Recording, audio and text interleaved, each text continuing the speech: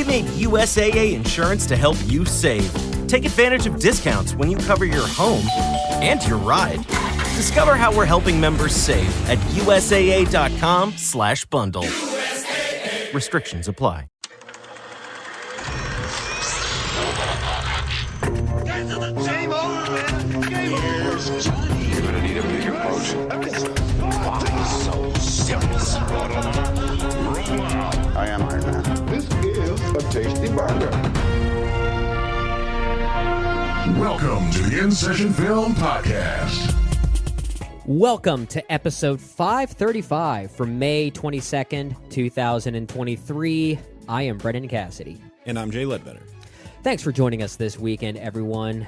Jay, the most important question that's on our minds here, over under. How much shorter will this episode be than our review of Fast X?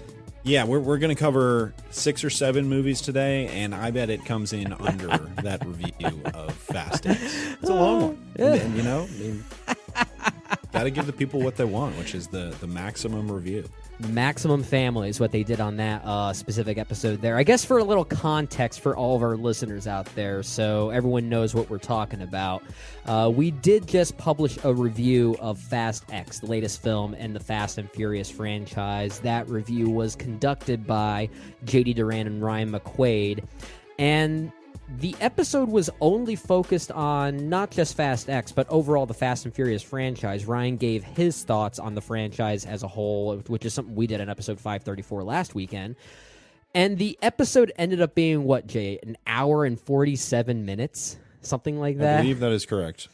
Yeah. It wasn't a short episode. There was a lot of content, a lot of great content. We urge you all to go and listen to it, but it did prompt this fun conversation offline between the four of us, kind of doing this bet, who's going to have the shorter episode this weekend. And I feel like, Jay, we sort of got the advantage when we saw that timestamp, and we thought, I think we got this one. We're going to test the waters here. We have a lot to cover here, but I think time is on our side here. Yeah, I don't know. I mean, it's not a goal for us to necessarily go shorter, but generally when you and I are on an episode together, we practice brevity a little bit more. We talked about this offline. I think it was your suggestion. It was a really funny suggestion. Get some professional here to analyze the differences between these two specific episodes and really discover what is it that you and I do differently that makes these episodes normally shorter? We call this the Jay and Brendan special. It's usually very short, and it's not done yet. Maybe we'll go 3 hours today. I don't know. Maybe we our mouths could be bigger than our stomachs right now. And we may end up eating those words in just a moment. But yet normally you and I tend to practice a little bit more brevity. I think we also talk a little bit faster too. And maybe that's part of it, but I don't know. For those of you listening, can't attribute it all to that. Yeah. No, I think there's a lot more to it than that. So maybe our listeners can help us out. Why are our episodes a little bit shorter? Leave a comment. Let us know. And psychoanalyze us. Yes, please. Any feedback that you have in this particular avenue right here. But we do have a lot to cover on this specific episode, and I'm looking forward to this one. We decided to do a 2023 catch-up episode where Jay and I will be sharing some thoughts on films from this year that we didn't get a chance to do an official review of. And this is exciting. This is something that we used to do a lot, Jay, during the old format of the main show. We had these discussion breaks. We would do some quick catch-ups for films that were either covered on Extra Film or just not covered at all. We wanted to at least talk about them in some way. And there's always an opportunity to do this. There's always going to be a film, or in this case, films, that deserve at least some discussion that we just don't have time to do official reviews of everything, which basically means this probably won't be the only time we do an episode like this year. I'm sure there will be another 2023 catch-up episode somewhere down the line. Maybe JD will join us for one of those as well when he's back here full-time. But I'm looking forward to this, Jay. On the docket for this specific catch-up episode, we've got quite an interesting lineup here. We're going to start off with 3 films specifically that you and I have both seen. And some of these, very popular films. We'll start off with the Super Mario Brothers movie, which is honestly a film I'm surprised we didn't give a full review to, given the the numbers I am too. Yeah, I think it's the highest grossing film of the year. Yeah, something like that. There's more to it than that. I've got some financials here I'm going to go over as we get into that one here, which are pretty surprising. Coupled with that, we're also going to talk about the latest in the Evil Dead franchise, Evil Dead Rise, another film that kind of surprised we didn't give a full review to. It's actually one we thought about for a while. We just couldn't fit it into the schedule. So those will be two that we talk about together, and we'll round out that first segment talking about the film Tetris, starring Taron Egerton, which is available on Apple TV Plus, if I'm not mistaken. Yep. One of those streaming services. It's hard to keep track of. Spin the wheel and figure out which streamer it's on. That's basically a game now. I'm surprised it's not on like Price is Right or something like that at this point. And just keep in mind, it's not HBO Max anymore. It's not. Just Max. Oh, that's going to be so hard to get into that new habit, just calling it Max.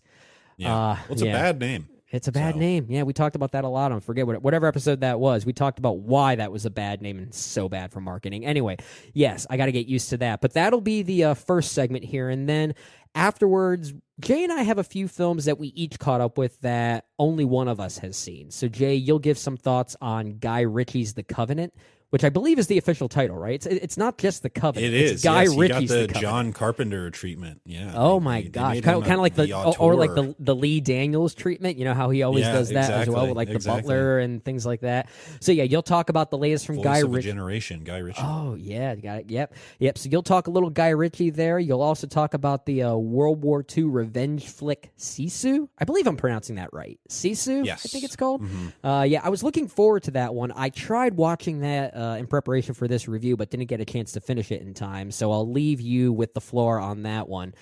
And I'll give some quick thoughts on the documentary Still, a Michael J. Fox movie, which is one I think is pretty important. I actually really do recommend people check that one out. If that's not a spoiler to my thoughts on the film, I don't know what is. But I'll give some quick thoughts on review. that. That's the review. we love. That's the review. That's the brevity that we're talking about there. But yes, that'll be on the docket for this particular main show episode. We'll, of course, round out this show with our poll asking all of you, what is your favorite Fast and Furious action sequence? Really fun question there. Looking forward to those results. But, Jay, we're here to talk about 2023. It's almost the end of May. We're not quite at the mid-year yet. I don't know about you. I feel kind of behind when it comes to new release movies, at least more so than I've been in previous years. I don't know how you feel about that. I feel like I'm behind, but then I look at the movies that I haven't seen, and I'm kind of like, so am I behind? So yeah, that's a great point, and I hate to say that, with the speculation that these are films that are not that good or ones that I would not really like. Of course, we'd like to give films a fair shake, but it's not like the end of the year when we're trying to cram things that we feel like are necessary for us to see. It's not quite in that vein just yet. I think I've only seen about 20 films from this year thus far. I'm at like 26 or 27 or something. Okay. Yeah, I mean, I'm not. Usually, I end up seeing about 120. So but statistically, I am definitely behind. Yep. Same here. I think around this time, I'm usually near like 40-ish or something. I mean, give or take. It really depends on the year, honestly. But yeah, I feel a little bit behind, but there's still some films worth talking about for sure. As I laid out there in our little blueprint of sorts, on the docket, we've got a few films that we're going to talk about together. The first one being the Super Mario Brothers movie. Again, a film I am surprised we did not give a full review to. This is the latest animated film from Illumination. Of course, this is based on the popular Nintendo video game series, which is already in and of itself a reason to talk about this movie, because Nintendo has been so, I guess, notorious for not allowing any of their properties to be made into feature films. I mean, if you look at the history of video games... Thanks a lot, 93 Super Mario Brothers. When's the last time you saw that movie? It's been, 15 years or something. Yeah, I barely remember it, but I'm genuinely curious. Some people are starting to stick up for it, and I gotta say, I mean, I don't know. Maybe if I rewatched it, I'll like it. Chill out. There's a common trend nowadays, right, where people go back and try to retroactively defend movies that weren't well defended at the time. And in a lot of cases, it's deserved. But in some other cases, I don't know if that's how it is with this movie here, the 1990s version of Super Mario Brothers, but it almost feels like this attempt to try to do that with anything that just got bad reviews at the time, as if there it's are also these people.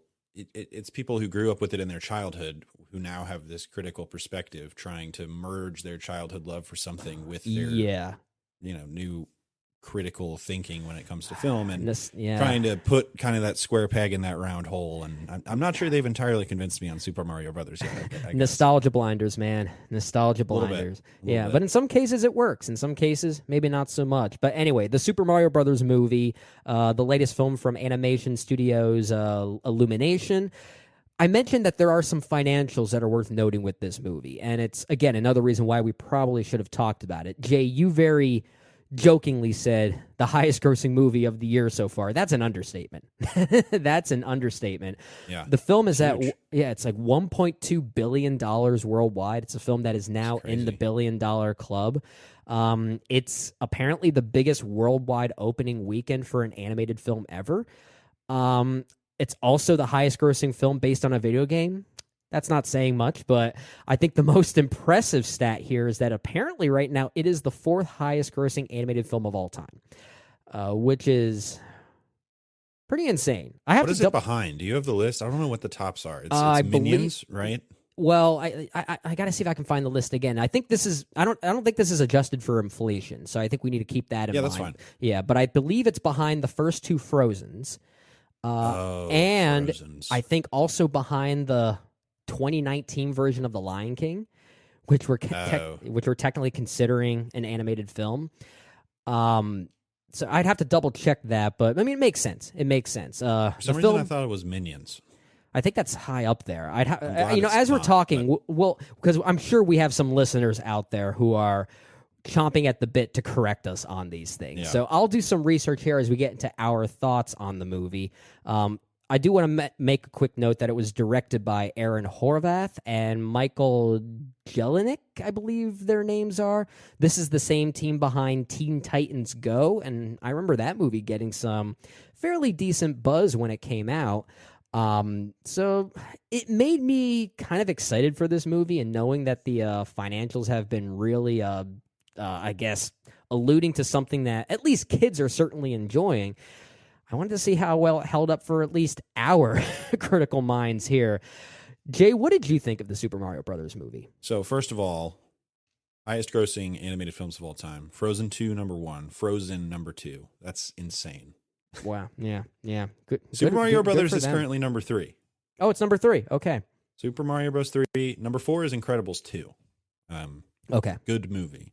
But like that movie a lot. Lion King new version actually is not on this list. So maybe it is actually, it's not on this list. So maybe it is actually number 3. But yeah, I'm seeing Lion King 1994, which is in 11th place. I bet with inflation, that's probably way higher. Yeah.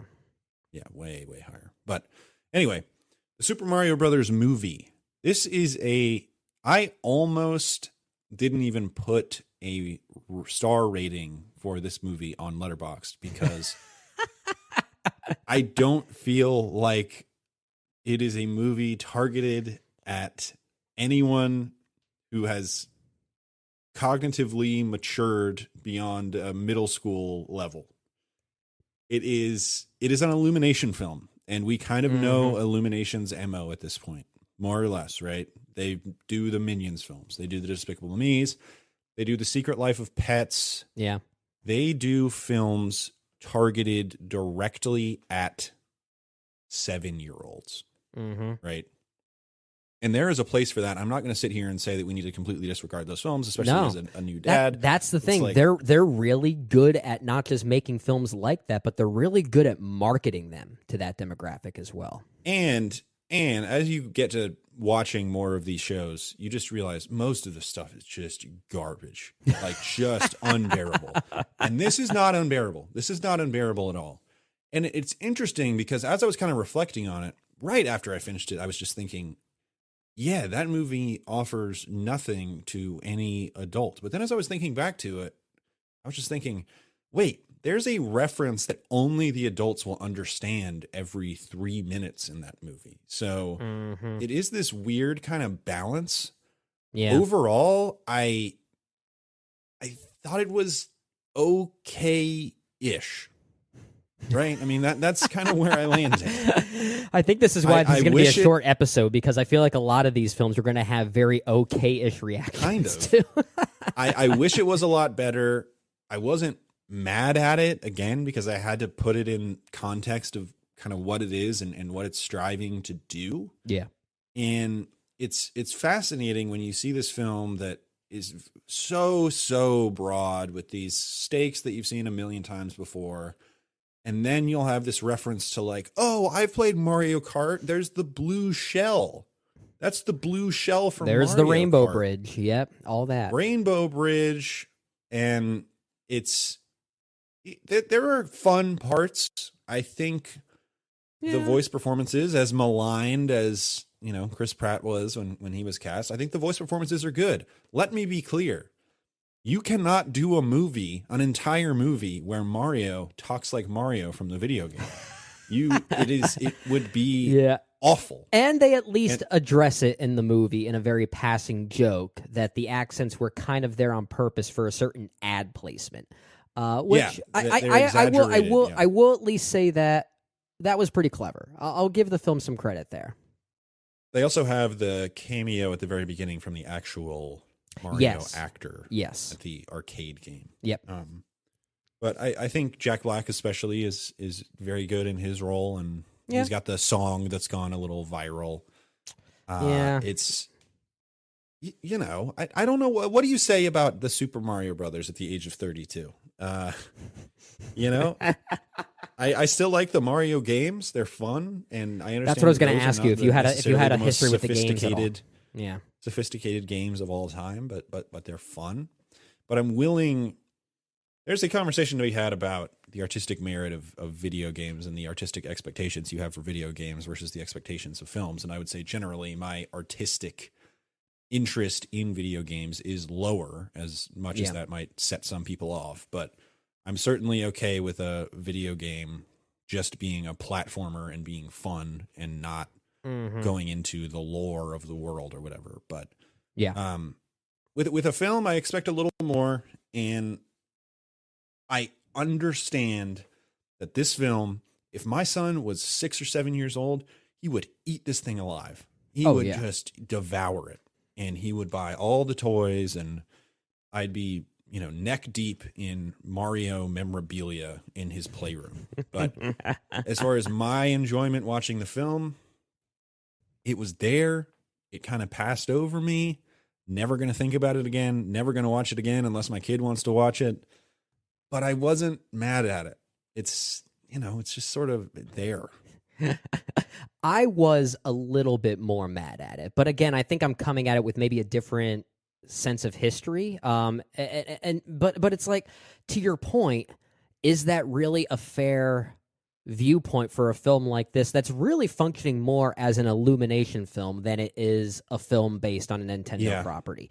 And when I kind of look at it that way, I guess I'm more willing to forgive its banalities, but at the same time, as someone that I'm not much of an avid gamer myself, but I'm a big fan of the Nintendo properties, not just with Mario, but The Legend of Zelda, Star Fox, just to name a few.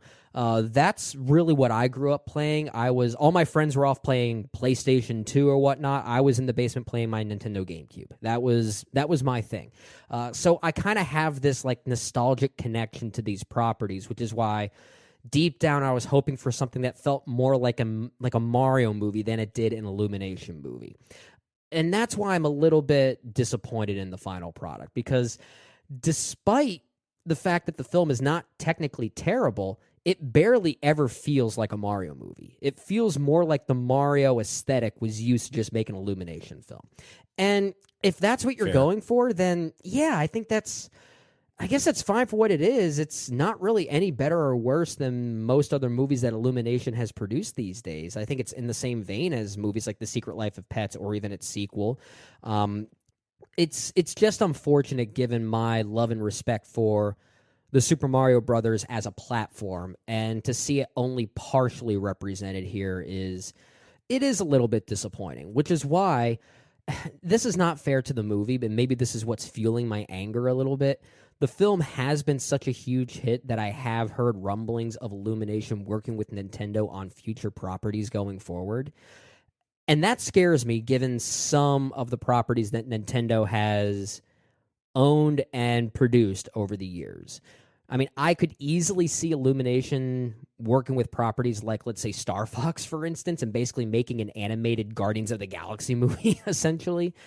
But I do not want them touching The Legend of Zelda or Metroid Prime, or just Metroid in general, because those are all driven by story and ideas and deep thinking and real visceral qualities that are not really part of the Super Mario Brothers ethos, right? And that's, I guess, the thing that scares me and why I felt a little bit disheartened by the film, because I'm just kind of looking ahead and hoping for things that don't happen. And again, that's not fair to the Super Mario Brothers movie, but it does make me feel a little bit uneasy about the film that we did get for those reasons. But yeah, the film, I barely remember it since seeing it. I'm kind of in that same boat as you. I think the voice casting is okay. Chris Pratt's actually not bad in the role. I kind of like. I don't think he's that bad. I think if there's any weak link in the voice acting category, it's probably Seth Rogen as Donkey Kong, who sounds like he's not even trying. It just sounds like Seth Rogen being Seth Rogen. Yeah. I mean, Jack Black is really throwing his voice quite a bit, and I don't know if that's in post production like they did with Keegan-Michael Key as Toad. I'm not really sure. There's probably a mixture of both happening there, but you can kind of tell he's really trying to stand out. So there are moments from a performative standpoint where I can tell the film is at least trying to have some ounce of sincerity for its property. But I weirdly like the film more when it just leaned into its nostalgia, into the member berries, if you will. Yeah. And I think it honestly needed a little bit more of that. Yeah, because the alternative, the other half of the film is, like you said, an Illumination movie, and I don't think Illumination is exactly the official animation studio of InSession Film, to say the least. But not quite. They have their thing. They make a crap load of money, and more power to them. Kids love their movies, and there is a place for that in the film world. The kind of the critical reception to this was annoying, I think, or at least the dialogue around the movie when it came out was. It's just what are people expecting? Some of the animation in this is actually pretty impressive. And I agree. They have some cool kind of, call them tracking shots. It's animation, so it doesn't really apply. And the when they kind of movements are pretty inventive. The side-scrolling platformer elements of Mario, I thought that was pretty clever. I will say, sorry to cut you off there, because there's one moment in particular that takes place in the beginning of the movie that's just Mario and Luigi going through Brooklyn in what mirrors a Super Mario Brothers level. And it's actually quite brilliant. Like that scene alone, I could have had a whole movie of just them doing that.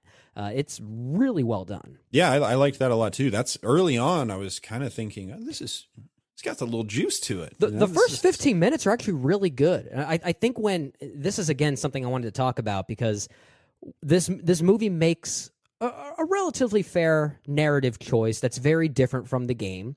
Because normally the game is about Mario trying to save Princess Peach. In this case, he's trying to save his brother. So the movie essentially swaps the prisoner roles, you could say. Luigi is the one who is taken prisoner, and this time Princess Peach and Mario are together trying to save him, which is not really a bad narrative device. I think the issue is that the time we spend with Mario and Luigi in the beginning is actually quite tender and sweet, that to see them separated almost immediately is kind of unfortunate from a narrative standpoint.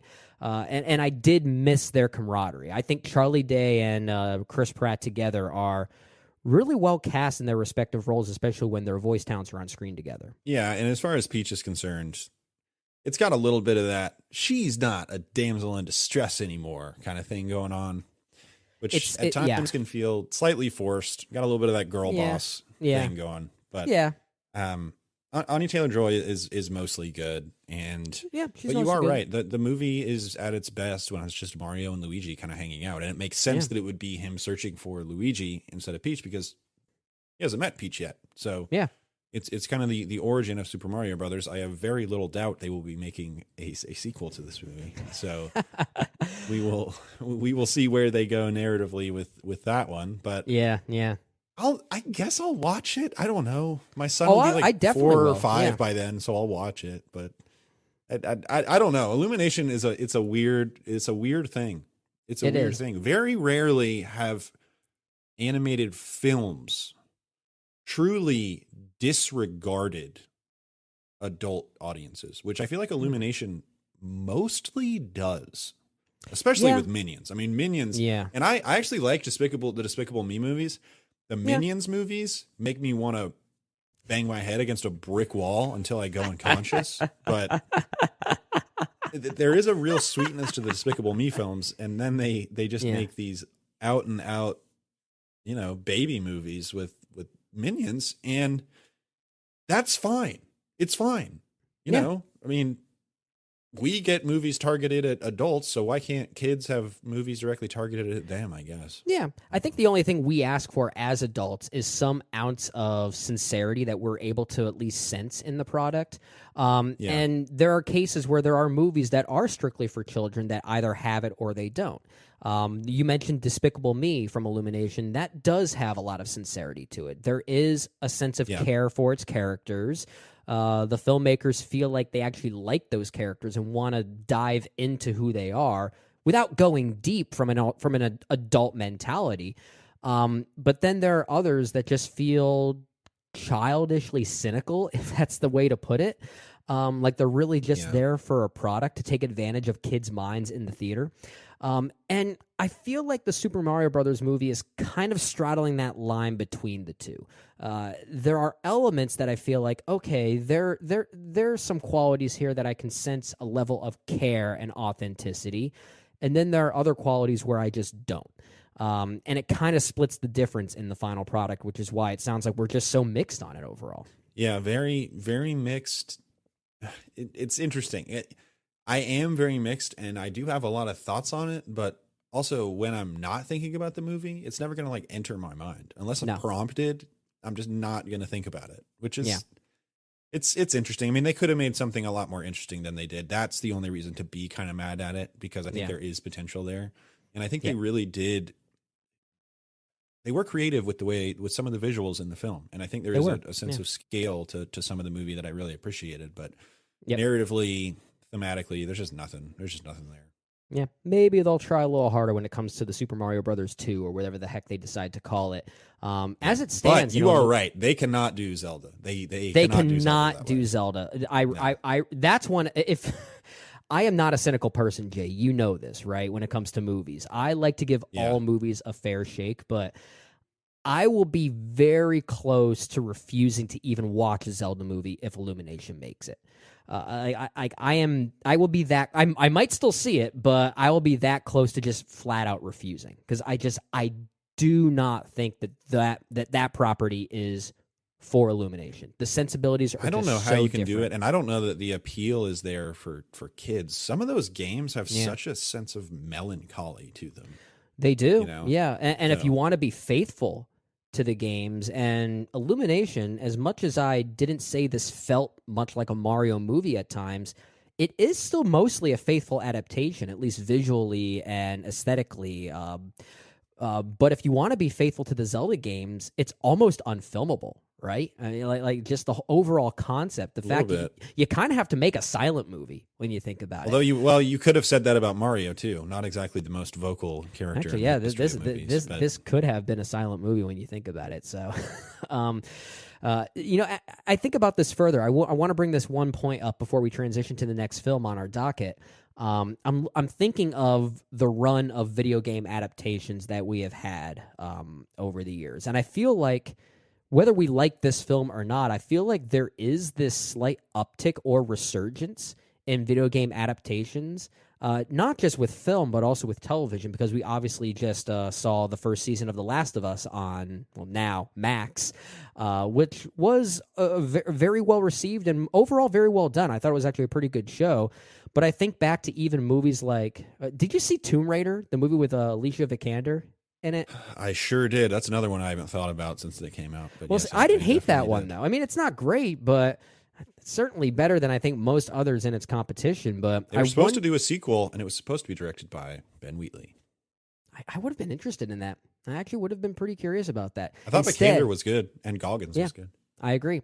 So instead, Ben Wheatley is now doing the sequel to The Meg, which is, Of course. just the fact that he's tied to that makes me curious to see that one. Hot off the heels of Rebecca, he's making the Meg. The 2. Meg. He also directed a horror movie in between that, In the Earth. Oh yeah, which he is did. A He very did the wonky COVID movie. Yeah, I have not seen that movie. it's interesting. I don't think it all works, but I think as a movie, it's at least pretty interesting. Super Mario Brothers movie. It's available to rent on Prime and all of your other streaming platforms now. It's not one that Jay and I fully responded to, but if you have a 7-year-old, you might want to just go ahead and watch it with them. That's the moral. You'll be spending a lot of money on toys. Yes, you will. So you'll lose a lot of money. Now, if there's a movie you should not watch with your 7-year-old, that's a nice transition to our next film on our docket here. We're going to talk a little Evil Dead Rise for this next film in our 2023 catch-up. This is the 5th Evil Dead movie, if I'm not mistaken. Of course, we're not counting Ash versus the Evil Dead, the TV show tied to the franchise there, also starring Bruce Campbell. Just as far as the films themselves, this is the 5th one. This one is written and directed by Lee Cronin, whose first film was a little horror film called The Hole in the Ground, which I admittedly have not seen. But I've heard decent things about it. And of course, now he is the sole proprietor of this iteration of the Evil Dead franchise, which does answer a couple of questions as to whether this fits into the franchise at all and even how it does, which is kind of interesting. We might talk a little bit about that. The film does star Lily Sullivan, Elisa Sutherland, Nell Fisher, Gabrielle Eccles, I don't know if I'm pronouncing that name right, and Morgan Davies. I want to highlight them because this is, in many ways, the Evil Dead by the way of a domestic drama. And we've got this family dynamic at play within all of the usual Evil Dead isms here. That'll be a talking point, at least from my perspective. Jay, I guess first off, your thoughts on the Evil Dead films and how you feel about this one by comparison. Yeah, I'm a big fan of the Evil Dead movies. Raimi's trilogy, never going to be touched, I don't think, as far as the sequels are concerned. Army of Darkness is actually my favorite one. It's very silly and goofy. That might be my second favorite. Evil Dead 2? I think Evil Dead 2 is my favorite, I think. Yeah. I mean, Evil Dead 2 is great. Those are like neck and neck for me. Yeah. Evil Dead 1 I like, but I don't respond to it the way that a lot of other people do. But yeah. More of a product for its time that I really respect. Yeah, especially for the budget that it was made. Exactly, but, yeah. But as far as this film is concerned, really the one you need to point to as it's a continuation, really, of Fede Alvarez's Evil Dead from 2013? 2013, I think it was, yeah. A full decade ago. Yeah. And that film, I like a good bit. I like that movie. I am with you. I like Fede Alvarez. I think he's a good director. He has a certain skill when it comes to quietness and terror, at least when it comes to a movie like Don't Breathe, and then when he's just going to rip your heart out. Don't get me started. I know, you love Breathe. that movie. And that one was produced by Raimi as well. Yeah. And Evil Dead 2013 is a gnarly, nasty movie that strips away most of the comedic kind of winking humor of the original trilogy, and especially Evil Dead 2, and especially Army of Darkness. Mm-hmm. But I thought it was good and an interesting way to kind of reframe the Evil Dead series. Yeah. And so this is tonally, I would say, a continuation of that film. Yes. And from the perspective of setting, it feels like I had a really hard time twisting my brain into saying, okay, it's not at a cabin. It's unfair, but it is. But this there's is still a film book. For me. There's still a book. There is the Necronomicon. They established very early. There's actually 3 of them. Yes. And one of them just happens to be in the basement of this condemned apartment building. I guess, does that imply that, because we see 3 of them in Army of Darkness, right? It's just the implication that only one of them is real, but I guess maybe by this movie, technically all 3 of them are real? Apparently so. Yeah. I mean, however, whatever they need to do to get the film going. Clearly, they're going for a trilogy here. The next one will be called Evil Dead Dies. Descend. Evil Dead Dies. Yes. Evil Dead Resurrection. But for me, this movie, I think, is a victim of expectations in that I think this movie works better without the Evil Dead branding. Okay. And I understand that would probably cost them $70 million at the box office. So I understand why they did it. IP and all that good stuff. Yeah. And again, I was pretty fond of the 2013 version of this film that contained enough kind of superficial ties to the Raimi films to satisfy me in that Evil Dead kind of way. This one is a real left turn as far as the franchise is concerned, putting it in this, apartment complex in LA, completely different from anything that we have seen.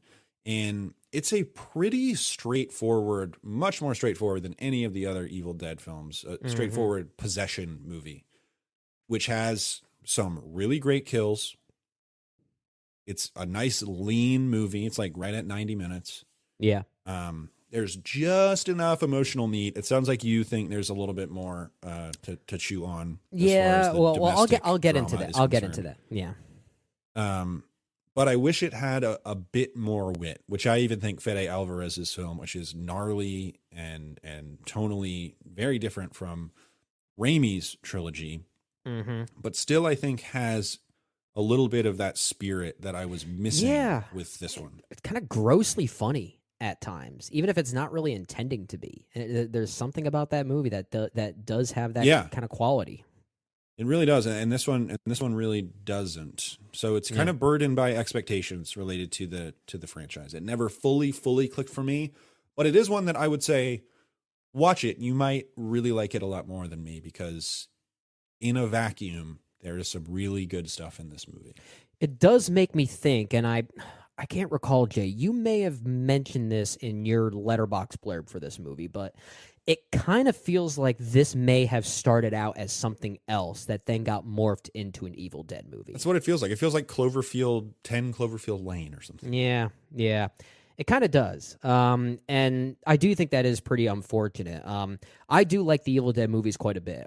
Evil Dead 2 is probably my favorite. Army of Darkness. Those two, I'm with you. They kind of go back and forth because they're just so bonkers. They're just absolutely bonkers movies. And if I were to rank all 5 of these, in third place, I might actually put Fede Alvarez's film.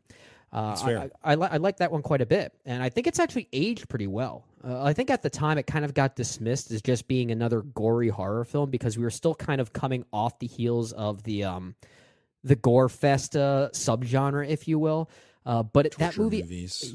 I think that movie is still doing a lot of gnarly things that even those other films would never even dare to do. And a lot of it does come down to that wit that you're talking about. That sense of tone really is, when it comes to horror movies, what tone you choose is what visceral quality a film represents, right?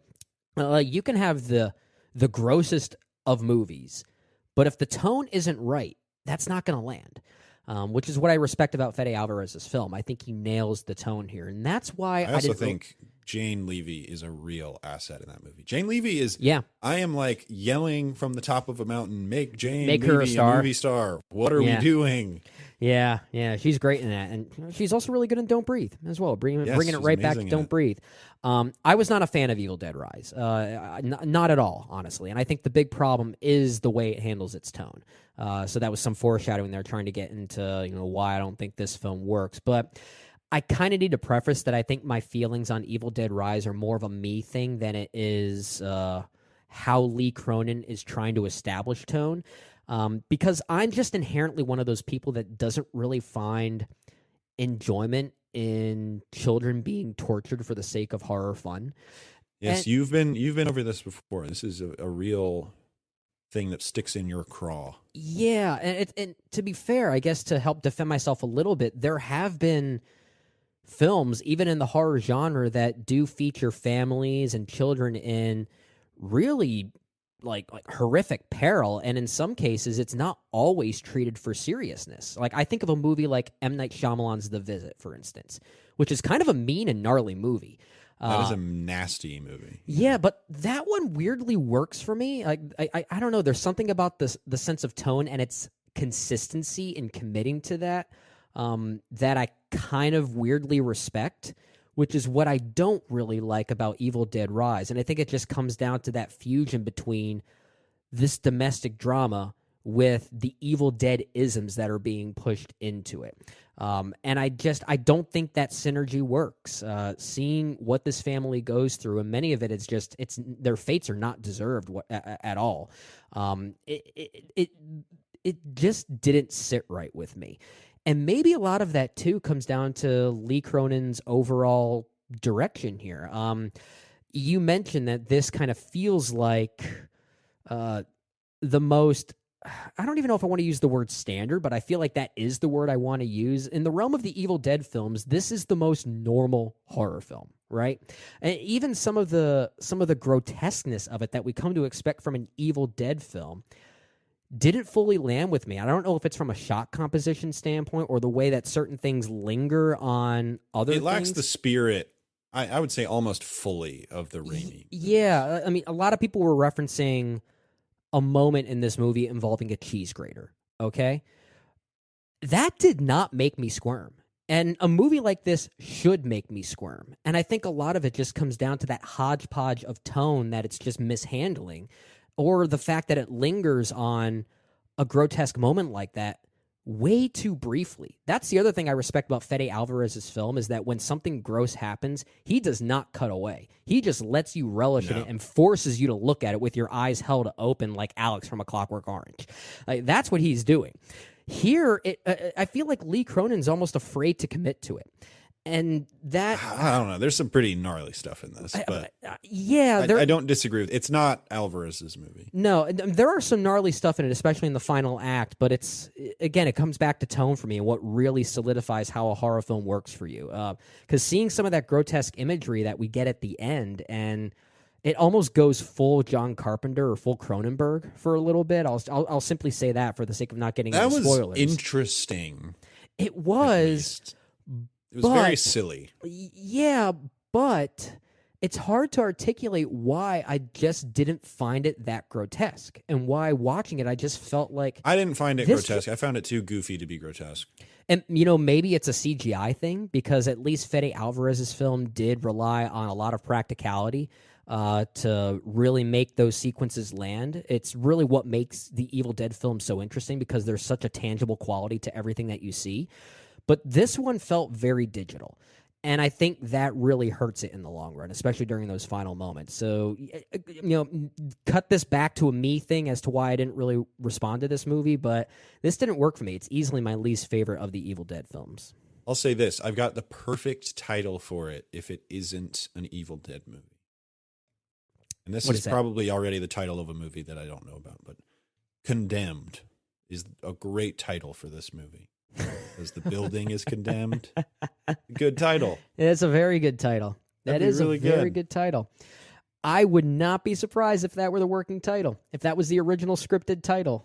Lee Cronin went to make a Condemned movie, and again, it got in touch with Sam Raimi, and they morphed it into Evil Dead Condemned. Evil Dead Condemned could be okay too, but I understand Evil Dead Rise. It's a pretty good title. But it's not a bad title. I mean, so you did not buy into the dramatic stakes of this movie. No, and I wanted to, but at the same time I felt a little like on edge in a bad way that we have these kind of dramatic stakes in a movie like Evil Dead. And I there was something kind of distasteful about that. Maybe that is the point. It is meant to kind of gross you out in that way. But I don't know, it just felt more like a cheap tactic than a genuine sense of dramatic stakes for me, and that's just something that doesn't normally work for me. I think it also lacks kind of that strong central character that you get with a Bruce Campbell, or in my opinion you get with a Jane Levy. There is not that actor who the film kind of orbits around, their gravitas and charisma.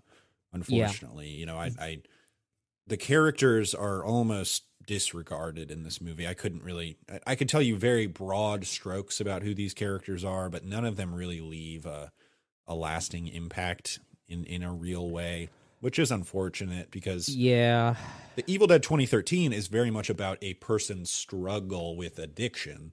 Yeah. And you need a performer who can really capture that sense and who you are willing to go on that journey with and really feel for. And I think Jane Levy does a great job in that film of doing that. Here with Alyssa Sutherland, you know, she's going through this.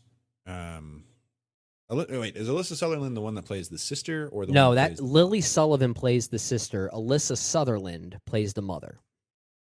Is the mom? Okay, yes. So Lily Sullivan is the one who we're kind of anchored to. Yeah, in this film. She's I see the one who the film opens on. You're making a good point here. I have to agree with. I know where you're going with this. And I just don't think I don't even really have a very poignant point on this, but I just don't think she's a terribly magnetic performer. And Alyssa Sutherland, really, her whole entire arc is disregarded very, very early on when she becomes possessed. And so you really have nothing that grounds you into caring about these things. It just becomes a series of gory deaths. Which is unfortunate because Alyssa Sutherland gives a rather committed performance here. I really did appreciate what she was doing as the mother. Yeah. I will say if there was a big missed opportunity here and this film really wanted to, I feel like I'm going to massively contradict myself here because I found it so distasteful in the way it treated, you know, torture on children for the sake of horror fun. But if the film wanted to at least be more consistent with that and commit to that sense of distaste, I think the main character should have been the little girl. I think Nell Fisher should have maybe led this. The little girl? Yeah. Maybe. I don't know. I mean, they should have. I think they should have done something different. So that's certainly a route they could have taken. It's certainly a distasteful route. But I mean, Nell Fisher's she's endearing in the small amount of time that she gets. But yeah, you're right. We are anchored by Lily Sullivan's performance here, and doesn't seem like a bad actress, but I just don't think there's enough meat on these bones to give that character something to latch onto, like you're saying. I agree with you. Yeah. Well, I posited this on Twitter. Is this the grossest movie to ever make $100 million? I remember you asking that. Yeah. That is a good question. Well, how much did the 2020 or not 2023, the 2013? It made like 98 million. So it's nothing to scoff at. Nothing to scoff at. No, but what's a grosser movie, that one or this one? I think that one is a lot more visceral than this movie is. Yes, I agree. Well, I guess it depends on your definition of grossness, because I did find a grossness to the way it treated its domestic drama, but at the same time, if you're talking about not morally gross, I'm talking aesthetically, physically gross. Yes, I guess, yes, if you want to say it that way. If we're talking about these movies being physically repulsive, I think Fede Alvarez's film is way higher than this one. I think that's a much grosser film. And again, just because of tone. No, well, I think it's also because of the tangible quality, like I brought up. I mentioned how Evil Dead Rise, there's so much of it that doesn't feel as tangible as I would like for this franchise. Definitely some floppy CGI. If I had to make a comparison, and I think this is more of an extreme comparison, it's not really a clear representation of what I think this film looks or feels like, but if Fede Alvarez's film is John Carpenter's The Thing, then this is The Thing remake, prequel, whatever the hell that was that came out. Which That's was interesting. Which was so heavily replaced by CGI in post-production, and you can just tell. And I felt a lot of the same thing happening here. It didn't feel very tangible to me. Yeah, it's a fair point. It's a very fair point. It is kind of like there might be scenes that are on paper grosser than the Fede Alvarez film, but some of them feel a little bit like the guy's head getting smashed by the giant stone in Hot Fuzz, right? Where it's like, this doesn't exactly feel the same as if it had happened in Fede Alvarez's Evil Dead. Right. But even at least Fede Alvarez focused on, the little things that tend to bother us, right? Like let's say the cutting in half of a tongue, simple things like that. And Yeah, I will never get that image out of my head. That was hard. I need to rewatch that movie, actually. It's a good movie. It's a good movie. Yeah. I'll have to wait till my fiance's out of the room because she will probably never marry me if I'm going to watch that in front of her. But anyway, yeah, Evil Dead Rise. After you get married. After I get married, yeah. Well, then she might just divorce me. Evil Dead Rise, I wasn't a big fan of it, but it sounds like a lot of people are. You know, it sounds like the film has been getting the horror crowd was into it. Yeah, they were. I think it's holding a 69% on Metacritic right now, so it's technically in the green when it comes to their scoring criteria. So clearly, at least I know I'm in the minority on this one, but maybe there's more that sit in your camp on this one there, Jay. But yeah, not one that I urge people to go and recommend unless you're really a fan of this franchise and you're going to watch it anyway. But yes, Evil Dead Rise was one that we caught up with here. Let's conclude this first segment by talking about the final film that you and I have both seen. Let's talk about Tetris. Not just the game, but the movie Tetris, but this does involve the game. The film was two video game movies here. That's actually kind of true. I mean, sort of. A video game movie and a movie about a video game. Yes. Even so, kind of. We'll get into that. The film was directed by John S. Baird, I believe is how you pronounce his last name. And, of course, stars Taron Egerton. He is playing Hank Rogers, the businessman who won the rights war for the game Tetris. And that is essentially what this is. It's not just about a video game. It's about a rights war for the game Tetris. And it's a very interesting story, one that is very much deserving of cinematic adaptation, like we're talking about here. So, Jay, what are your thoughts on Tetris? Tetris, I mean, it's this weird era we're in. 2023 is weird. A lot of movies about the branding and marketing and franchising and all that stuff between Air and Tetris and BlackBerry. That's true. BlackBerry's in there, too. Kind of crop of movies this year, but Tetris is what to say about Tetris. I think it kind of lies in the same zone that we've been talking about here, where I think it is fine. I will say I think this is the best movie of the three that we are going to talk about in this opening segment. I agree. Because as annoying as some of its cutesy video game stylization can be, and there's a lot of it, and it gets kind of grating. Yeah. The story is almost too good for it not to be a passable movie. It's a fascinating story. I don't know how much of it was fabricated or not, but it is actually, when it wants to be, a pretty taut drama, thriller, really, and also very charming when it wants to be charming. Yeah. And who knew? The movie about Tetris licensing rights, we've been asking for it for decades, folks, but it's finally here. But it, it's pretty good. And Roger Allam, shout out, gets to basically play his character from Speed Racer again. Oh, which we love.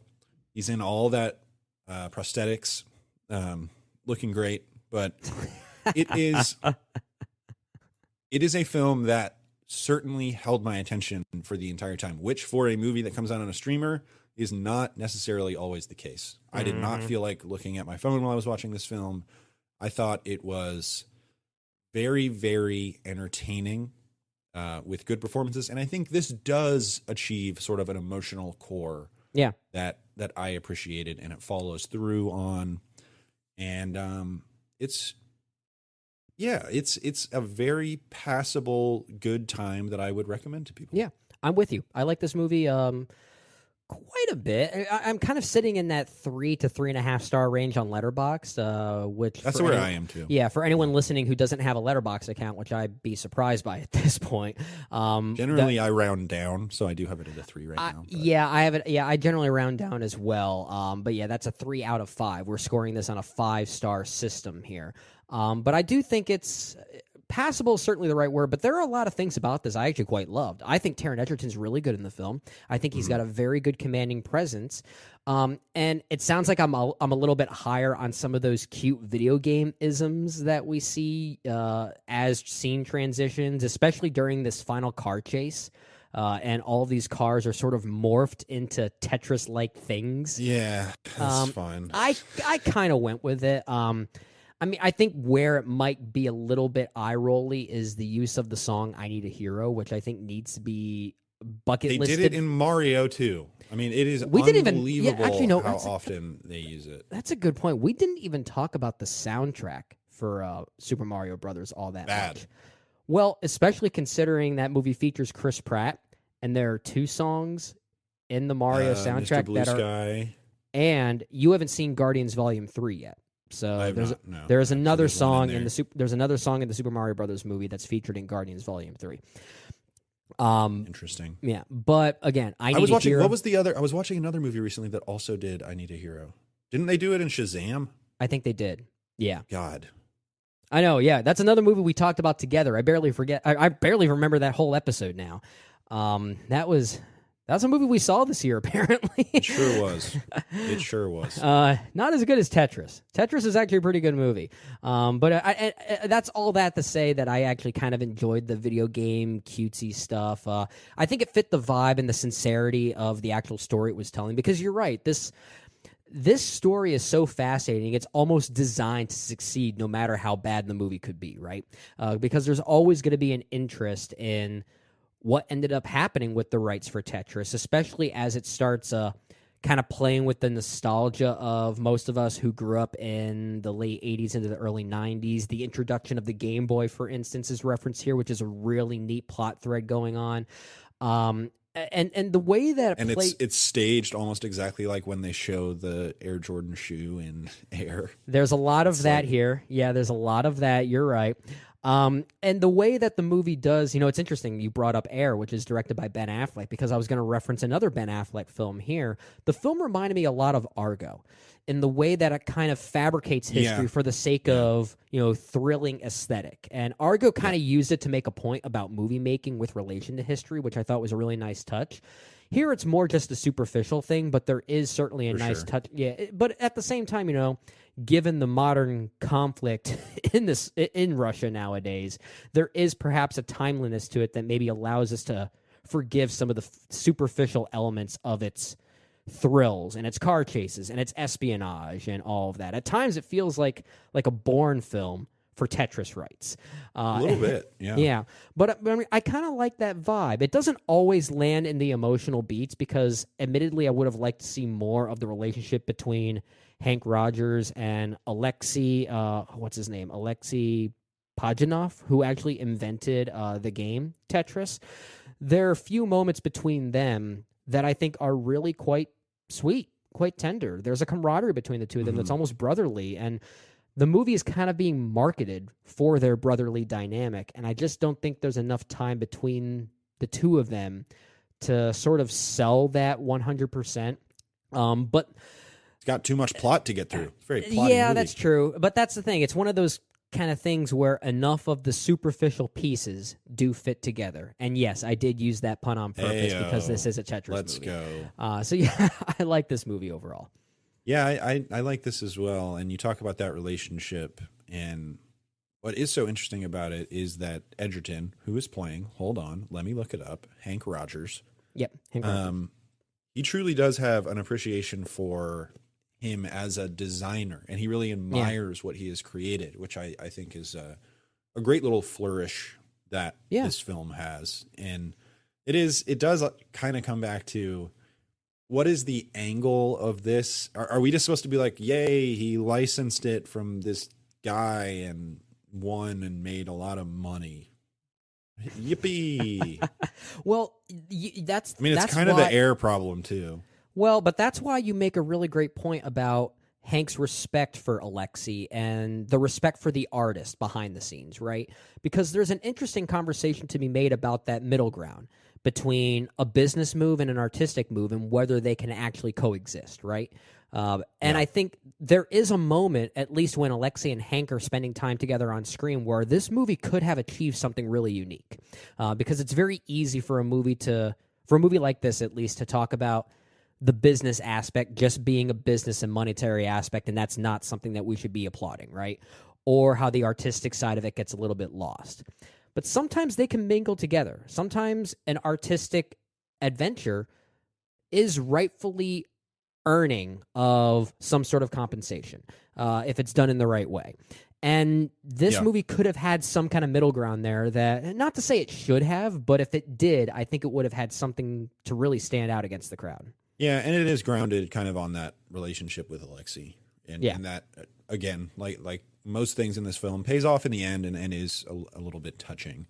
Not that this movie is, you're not going to shed a tear watching this movie, but it is sufficient for you to have some level of an emotional investment, and it isn't just, wow, he got a big old check at the end there. That was pretty sick.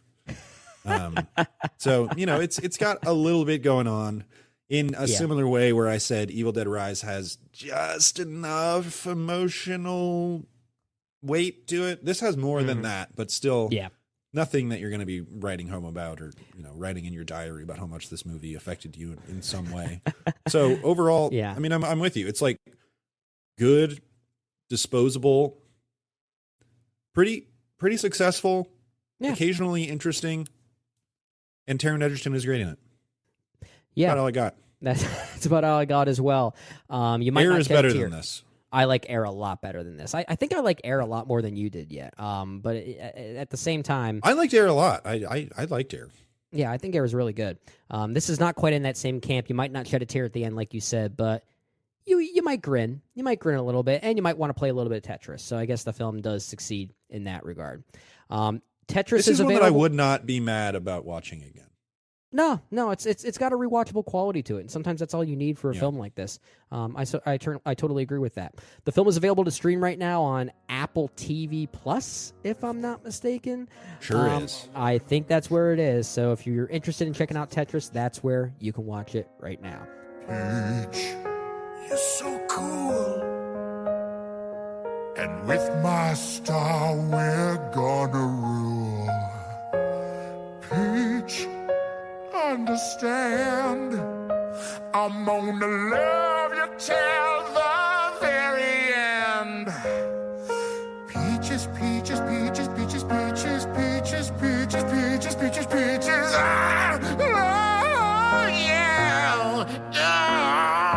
Peaches, peaches, peaches, peaches, peaches, peaches, peaches, peaches, peaches, peaches. I love you. Oh, Mario, Luigi, and a Donkey Kong too. 1,000 troops of Koopas couldn't keep me from you. Princess Peach at the end of the line. I'll make you mine. Jay, coffee, world's best medicine, right? The world's best medicine, and I take a dose of it, maybe 2 doses daily. I cannot get through a work day without coffee. Absolutely not. Gotta have my coffee. And when I want coffee, there's only one kind of coffee that I'm going to reach out for. Yeah. Yeah, because you like the coffee that actually tastes good. We care about taste. We care about the art of crafting coffee, not just artistically, but also ethically, which is why Coffee Cult is what you need to. That's what you need to look into.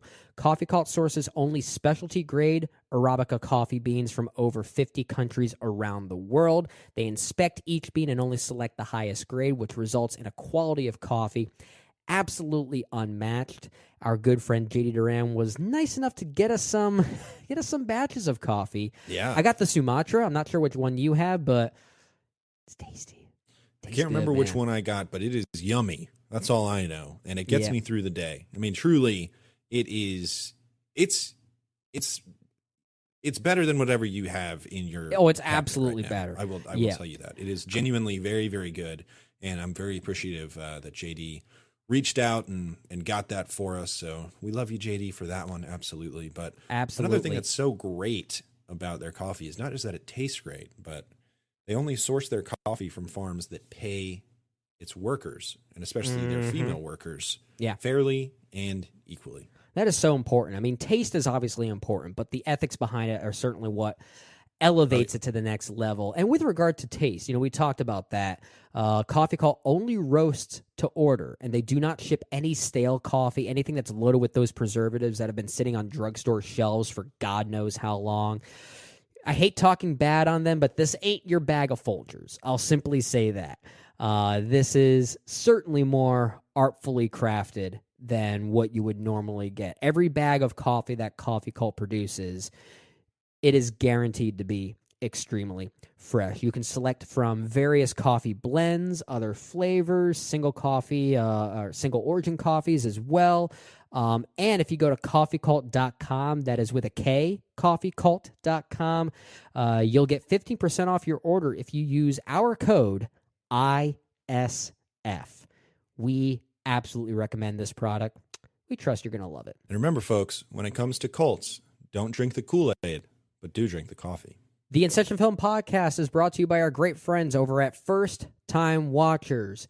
You know, Jay, we're catching up on 2023 films, and if there's any podcast out there, film podcast specifically, you need to catch up on, especially one that's going to be concluding pretty soon, the answer is the First Time Watchers. You have to be listening to these guys. You absolutely do, but good luck keeping up with their film knowledge and their furious conversations that they have on that show.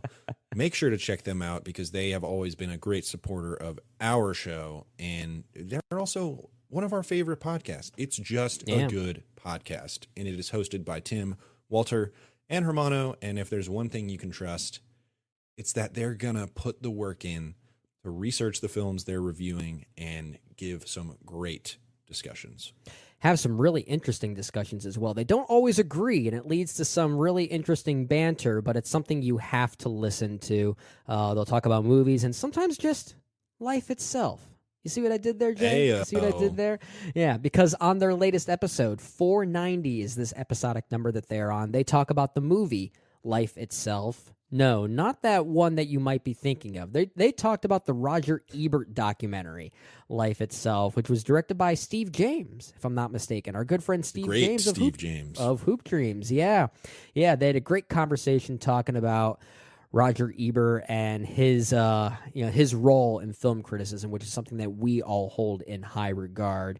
And had a great conversation just on what that means to be a film critic. Yeah, absolutely. And what's so fun about their show is that every single week they pick out a movie that they've never seen before, they watch it, and they discuss it on their show. And they'll also talk about, what other movies they might have seen, some trailers that have been coming out, all the news and reviews that you could want.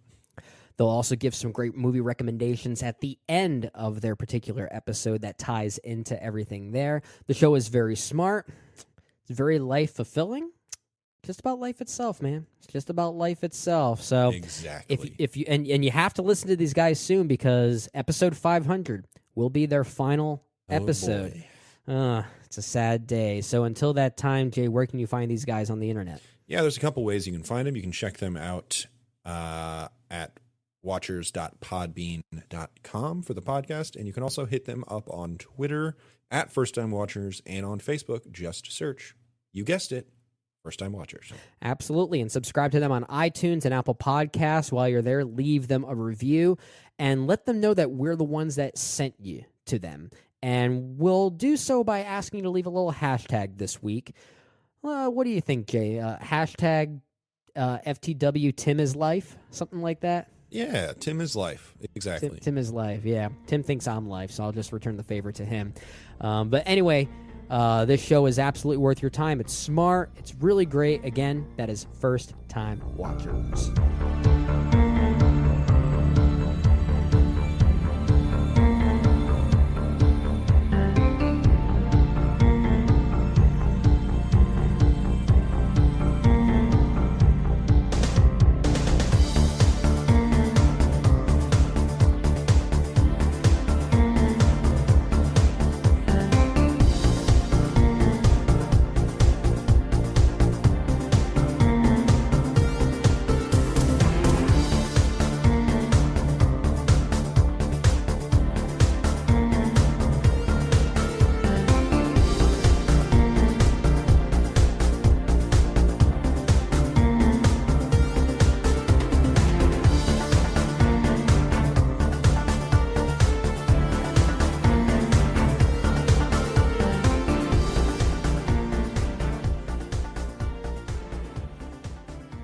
As we transition to this next segment, Jay, we have a couple additional films to round out this episode.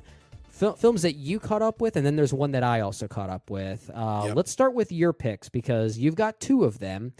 And I'm genuinely curious to hear what you have to say about these. One of them being The Covenant. No, sorry, Guy Ritchie's The Covenant. Yeah, we please. have to be very clear respect about that. We got to show some respect to Ritchie here. We'll start with that one. So why don't you talk about that film for a little bit? Guy Ritchie is a director that I feel like I like a good bit more than kind of your average cinephile or whatever you want to categorize us as. And he came out with a film a couple years ago called Wrath of Man, which was in my top 20 of its year. I forgot how much really you like fantastic. that one. That's incredible. Yeah. And I thought it was a nice kind of pivot from Ritchie, who has made, he started as the Tarantino, the British Tarantino ripoff guy. And I like plenty of those films. I still think Snatch is his best movie, but Wrath of Man was something kind of different. It was darker and more serious and somber and just generally more grown up. And so I was excited about him moving more in that direction. And then this year he had a couple of movies, one of which is kind of the old Guy Ritchie, which is called, God, what is it called? I can't even remember. Operation Fortune or something like that? Operation Fortune, Rouge to something. I can't remember. Something to something. Yeah, I don't know. Yeah, just call it Operation Fortune. And that movie is more in the vein of old Ritchie, where it's this kind of slick film with this big cast with a lot of big names. And it's a film where there's nothing wrong with it, but I was completely unsatisfied when it ended. It was fascinating, and it's got this great score. And I love Statham. Aubrey Plaza's kind of wasted. I like the cast a lot, but it just added up to very little for me. And so I was just thinking, is he kind of over that phase of his career? Is he over the Man from U.N.C.L.E., Snatch, Lock, Stock, and Two Smoking Barrels phase of his career? And then I saw The Covenant, which is more in the vein of Wrath of Man, this more serious, adult-minded film. And this is a military movie. You see the trailer for the film, and you're like, oh, is this a Peter Berg movie? Because that's kind of the energy it has. It kind of does, yeah. It reminded me of Lone Survivor, from at least the marketing did. Yeah, totally. And it does not have all of the trademarks of a Guy Ritchie film. Interestingly, he can't totally help himself. You know how Guy Ritchie loves to put like graphics on screen of this guy's name is TikTok Magoo. Yeah. In this one, so this film still has some of that.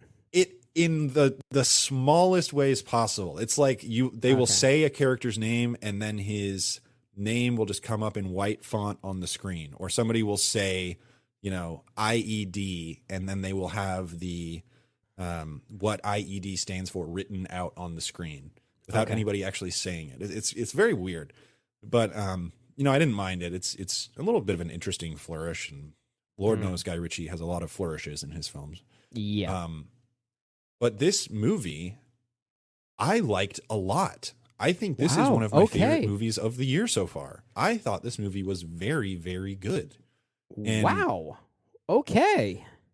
The first hour of this one kind of feels a little Black Hawk Downish in the sense that this film takes place in 2018 in Afghanistan, and there is this sense in the first hour of what the hell are we doing over here? Men are getting murdered, and for what?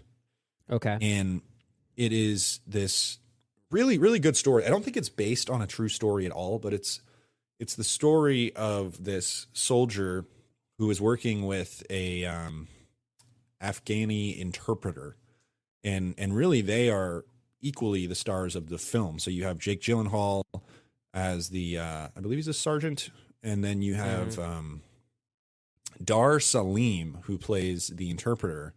And for about half the movie, it's really his movie more than Gyllenhaal's. And he is really, really good in this movie. And kind of the sacrifices that he makes in this film on behalf of Gyllenhaal is honestly pretty inspiring, without ever going into this like rah, USA, wave the American flag kind of thing. going for it. And so good. There have been, allegations of this being kind of a white savior movie towards the latter half, but I did not get that at all.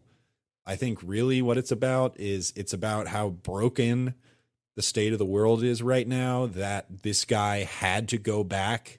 This battered, beaten, broken man was forced to go back and battle the Taliban to save this man, as opposed to the U.S. government just helping this man, this war hero who saved his life, to bring him to safety with a visa to America. So I think it's a fairly complicated film as far as what it's saying. It's not interesting. I think the Peter Berg films can kind of get that way. And I don't think this movie is that at all. And I think Gyllenhaal is great. He's getting more and more. He'll go big. He is getting bigger and bigger with some of his roles. And there are some scenes here where they're just like, all right, Jake, you get to play PTSD here. You get to play angry, bitter soldier guy. And he lets loose. He absolutely lets loose. But the real revelation in this is Dar Salim, who plays the interpreter. Okay. And his character is so rich. I think he's got this pregnant wife, and essentially when you become an interpreter for the U.S. military in Afghanistan, there is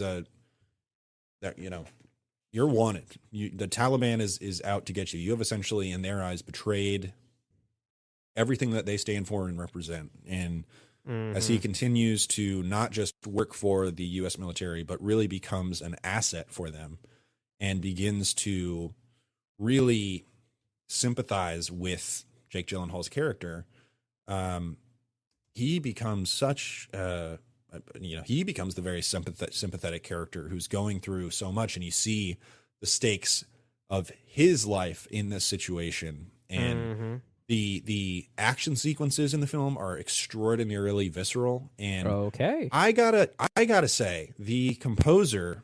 This is like Guy Ritchie's new guy, and let me get his name, because he Jay, is I'm so proud of you. You're now starting to look up movie scores even more than JD and I. I think he is one of the most underrated composers working right now, and his name is Chris Benstead, and he did Operation Fortune, which has a banging soundtrack. As mediocre as I think that movie is, the soundtrack in it is great. And he did Wrath of Man, and he did The Gentleman. And now he did this film. And those are his only 4 big movies that he's composed.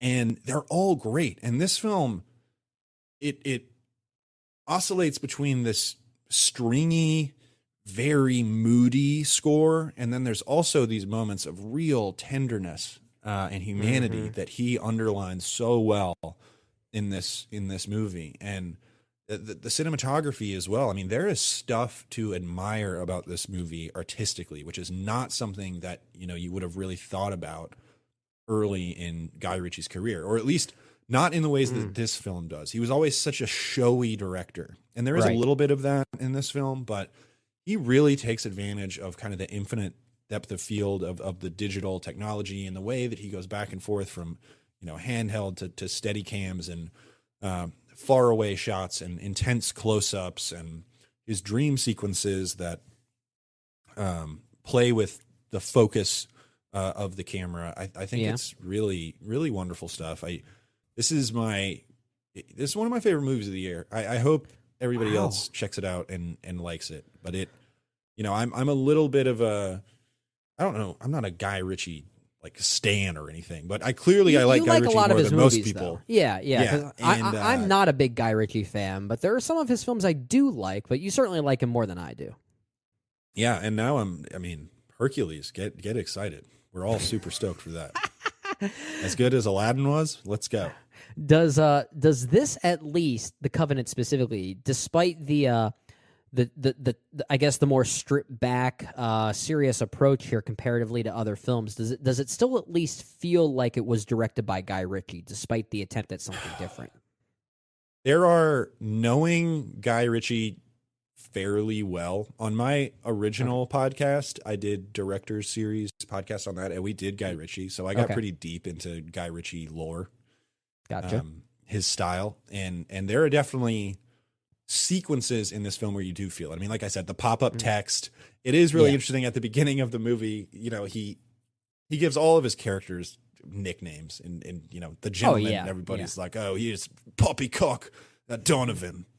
And in this one, everybody has a nickname, and everybody's nickname is in white letters on the screen. Okay, so you're like, oh, here's Guy Ritchie. Here he goes. I can picture that. Yeah. And there's one flashback sequence that I think is very reminiscent of the stuff that he did in Wrath of Man and weirdly King Arthur. Where you have this, he uses this really, really wide lens on these intense close-ups. Okay. To give this really disorienting shot, and I think it's incredibly effective, especially with the way that he's screwing around with the focus. Okay. In this movie, that scene, the flashback scene, which if you'll see the movie, you'll know it when you see it. To me, is incredibly evocative. It is so expressionistic and compelling. I will have to add this to the list. I don't know. It's a good movie. I think it's like a very good movie. It sounds like, is it one of Guy Ritchie's best films according to you then? Like if you were to rank his films, is this like upper tier at the very least? Yeah, I would say number 1 will probably always be Snatch for me. Number 2 is Wrath of Man. 3 is probably Man from Uncle. Wow. And I would say this. All and right. I might like this more than Man from Uncle. All right, because, I have to watch Wrath of Man again. I didn't really care for that when I first saw it. Man from Uncle, I didn't care for either. Snatch, I'm not a fan of either. Oh my God. All right, you're not going to like this movie. Just don't watch it, Brendan. I love Rock and Rolla. And I like Rock and Rolla too. That would be my 5. I like that one. I also really do like Lock, Stock, I only and like Two Smoking. half of his movies. But Yep, same here. I like Lock, Stock, and Two Smoking Barrels. See, that's the one that I don't really like. Interesting. I don't like his Sherlock Holmes movies. I like the first one. I'm trying to think of what else. I haven't seen Revolver. Revolver is bananas. And Swept Away is maybe one of the worst movies I've ever seen. Well, hearing people describe both of those movies like that make me really want to watch those too. Revolver is worth seeing. Swept Away, I don't think is. Yeah, that's what I've heard. But from what I have seen from Guy Ritchie, he's been very hit or miss for me. But Wrath of Man is one even though I didn't really care for it at the time, it's one that I've always wanted to give another shake because of the response that it has received from not just you, but Guy Ritchie fans and the new direction that he went on. And even J.D. Duran on the show was a fan of it as well, if I'm not mistaken. The Gentleman I thought was pretty good. I had some fun with The Gentleman. I like The Gentleman. I thought very that was okay. meta movie. Yeah, definitely. I'll have to add The Covenant to the list. Maybe it'll list. I'm also the number 1 King Arthur stan. Let's go. You know, I don't hate Midnight King Arthur, folks. I don't hate that movie. That is one I have seen. I don't hate it. That movie. I think at times it kind of rocks. Doesn't fully rock, but at times it kind of does. But yeah, anyway, The Covenant I'm going to have to add to my list. That's one I'm definitely looking forward to. Another film that you saw is the World War II revenge flick Sisu, which I've been hearing some good things about. What did you think about that one? Yeah, this is another one I liked. The 2 that I liked the most are the ones that you haven't seen. So you'll have to check these out. So unfortunate, man. So unfortunate. Sisu, have you seen the trailer? Oh yeah. Well, admittedly, I did try watching this in preparation. Oh, that's right. For You this. started it. Yeah. I got 30 minutes in, but then I had to pause to go to bed. I just admittedly haven't had a chance to finish it. But I'll say this: I can't give a full review of the movie because I haven't finished it. But what I saw in the first 30 minutes, I thought was pretty awesome. So I was really enjoying it at that point. Yeah, I like this movie, and it's interesting because it advertises itself as this really over the top John Wick World War II style movie. Yeah. But in reality, it has this really naturalistic aesthetic. Mm-hmm. It's very patiently paced, and it's more peppered with visceral violence than just this onslaught of constant action. And I really liked that approach. It should not be written off as World War II John Wick. Yeah. If you think John Wick is a calm, stoic, quiet figure, get ready to meet this guy whose name is not Sisu, but that is the title of the movie. He says, I think like 3 words in the movie. So, all right.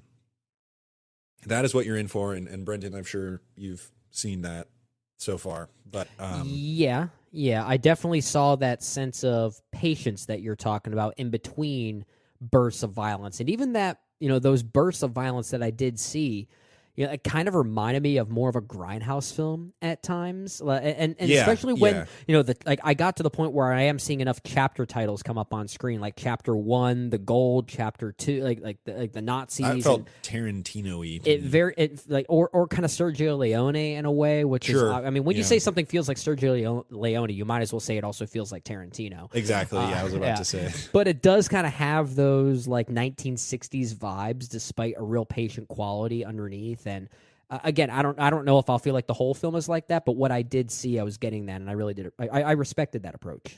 Yeah, I think it's a genuinely good-looking movie. I enjoyed looking at it, especially with all the location shooting.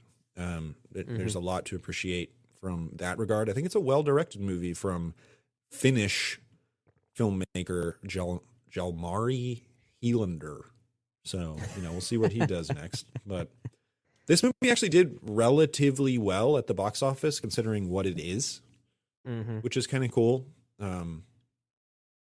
But there's a lot to like here. I mean, the lead performance from Jorma Tomila, again, very quiet, has to be all presence, and he really has that presence. And he really sells all the action.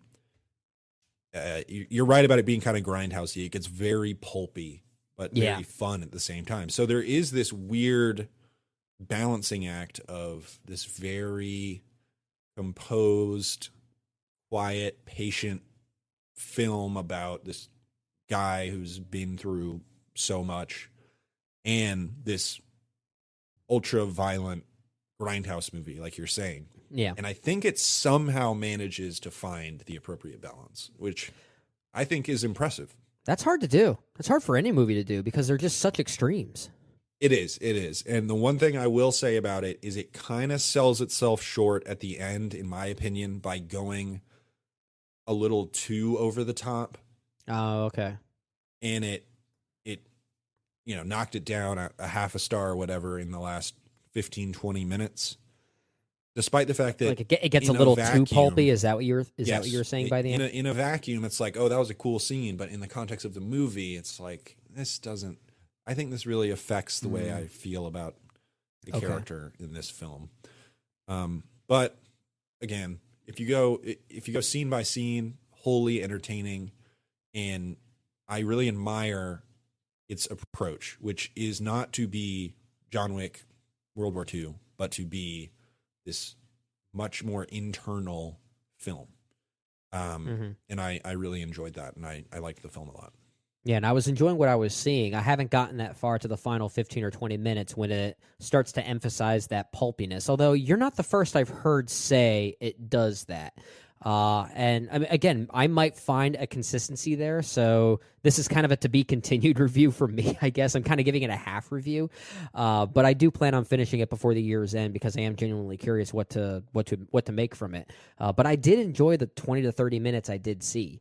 And you're right. What I did latch onto in those early moments is that it's a beautiful looking movie. Like it just goes to show how being on location, not surrounded by green screens, matters.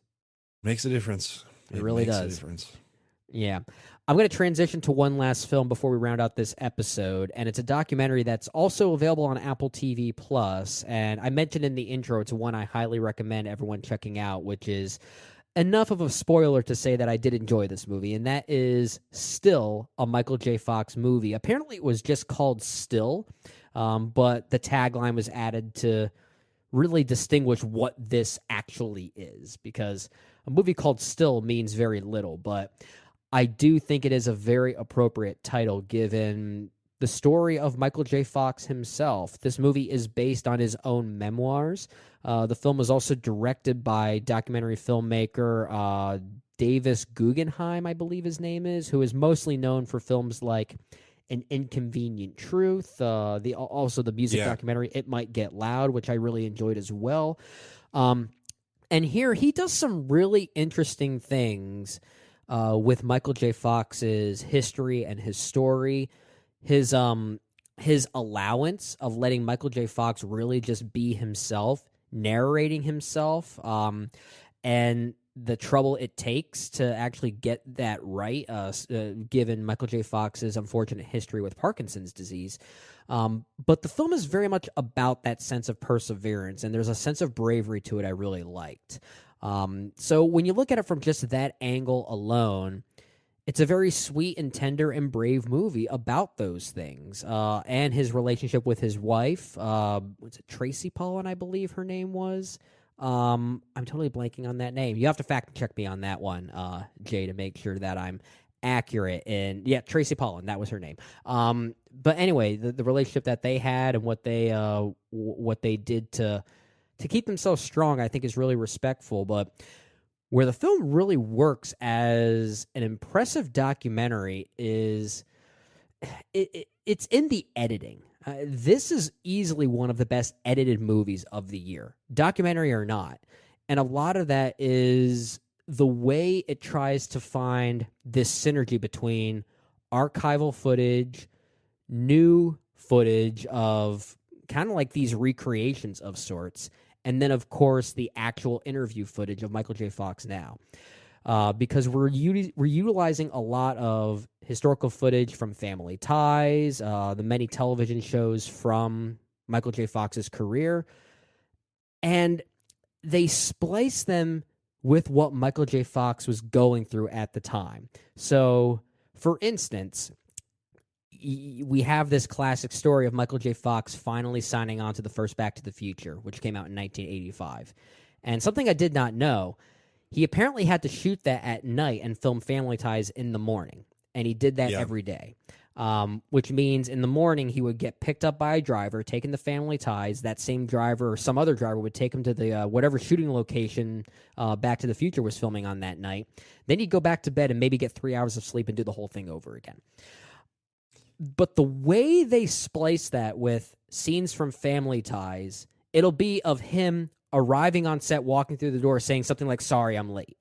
And little things like that, it's kind of brilliant. And normally I'm someone that doesn't like recreative footage, especially if it's not the actual actor playing him. But the way they utilize that to sort of create those, really create those edits and make it as seamless as possible is kind of brilliant. Is it actual footage from the TV show, or It is. Oh, okay, okay. So it is still archival footage. It is, but like when we see footage of, let's say, a car picking him up at his apartment, that's recreated because we'll see him from the back. Just walk. So it kind of creates this it kind of creates like this like fictional element to it, but it's only there for interjecting within the editing process to kind of create this synergy between history and what his story was.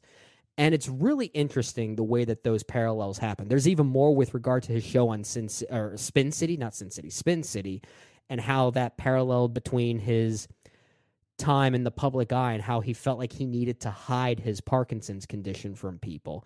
And the way they splice that in, you kind of get a sense of what you're noticing. You could see him trying to hide it on set, and it's really interesting from a filmmaking standpoint.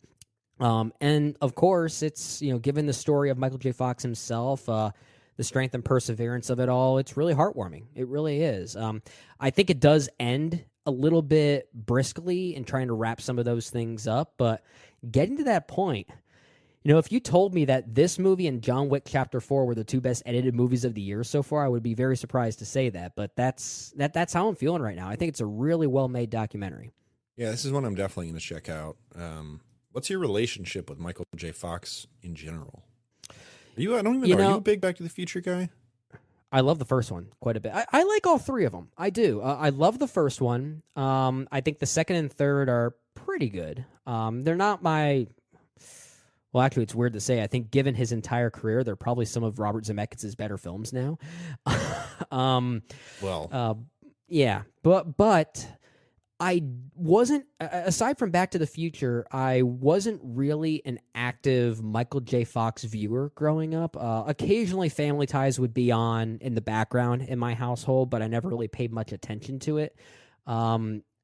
Weirdly, as a kid, I think I watched more reruns of the movie Teen Wolf than I did Family Ties, which is kind of a guilty that was pleasure. On a lot on like ABC Family or something. I think they played it a lot on MTV as well or something. Maybe that's what it was. Yeah, I think it was kind of at that transition point when MTV was trying to get away from music and be a bit more on pop culture. Teen Wolf was one I watched quite a bit, but Back to the Future I do love. And, again, Spin City was another one of those shows that played a lot in the background in my household, but I never really paid attention to it. But Michael J. Fox is an actor I've always liked because what this documentary talks about was how his comedic timing was just unlike anything else. And not to say that he was one of the funniest people on the planet at that time. It was really more about the way that he utilized call and answer responses. The way he responded to certain things and how that just got such a laugh out of people because it was so innocent. It was so natural. And that's really what garnered so many Emmy nominations and wins for him with roles like in Family Ties, for instance. So the documentary does talk about that very directly, and I think it does a good job showing why he was so talented to begin with. Yeah, again, what I'm really looking forward to, they're doing some interesting documentaries kind of about people in this way. Yeah. I feel like those are very popular right now. Between my favorite last year was Senior, which is kind of feels like it has similar vibes a little bit to. Yeah, Senior is less energetic because it wasn't really about the process of making that, like the process of making a movie Senior. So I see. Kind of like the editing. Is it sort of what's the David Bowie one? I mean, it's not going to be that crazy. It's not. It's not dreamlike in that way, but there is an energy and a sensibility to it where Davis Guggenheim is. I don't want to say he's trying to make it cinematic, but he's creating parallels. The editing is tricky. I'll say that. It's definitely trying to be a little bit tricky. Got it. Yeah, I mean it's it looks good is all I can say, and I'm looking forward to watching it. And you've only got me more excited to watch it. So that's the whole point of the slow year so far for documentaries. So I think more will pick up, and I think this is one of the good ones to start off whatever documentaries we'll hopefully get as the year comes to a close.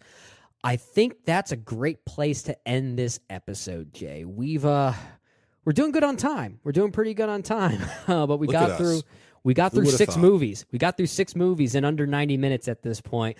But before we conclude this weekend's episode, let's talk about this week's poll. It's real bad, okay? I don't like those numbers at all. Just one poll. Those things aren't scientific. Yes, they are. All this is science. This is math. All right, so for this week's poll, we're taking it back to the Fast and Furious franchise. Obviously, Fast X is available right now. We're using that as inspiration to ask all of you, what is your favorite action sequence from the Fast and Furious franchise?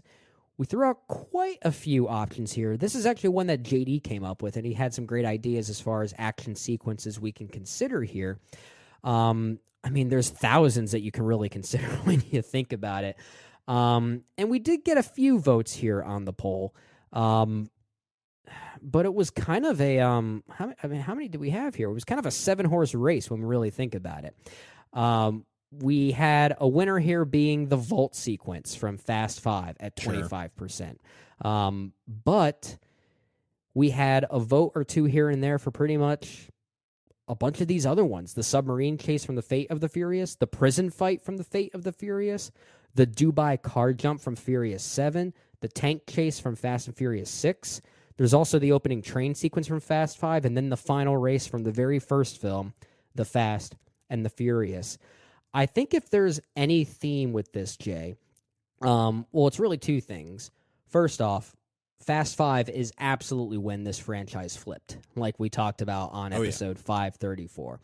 And the other thing, too, something we talked about when we did our little Fast and Furious retrospective on that episode, we talked quite a bit about how The Fate of the Furious is kind of the most frustrating film in the franchise because of how strong its action sequences are, but it doesn't really work as a film in totality. Right. And I feel like these results on this poll are kind of mirroring that same thing because you had some love for even just the prison fight in the film. And, of course, the submarine chase. So there was a lot of love for some of the sequences in that film as well. Yeah, I mean, we we talked plenty about Fast and Furious last week, and I mentioned that my favorite is Furious 7, and I would go with my favorite set piece in those films as the Etihad Towers car jump sequence.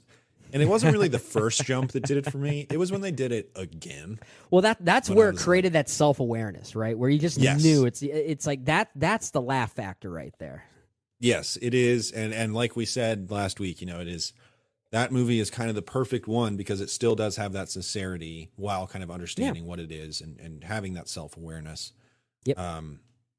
But that's my favorite one. I mean, there's plenty of great ones, obviously.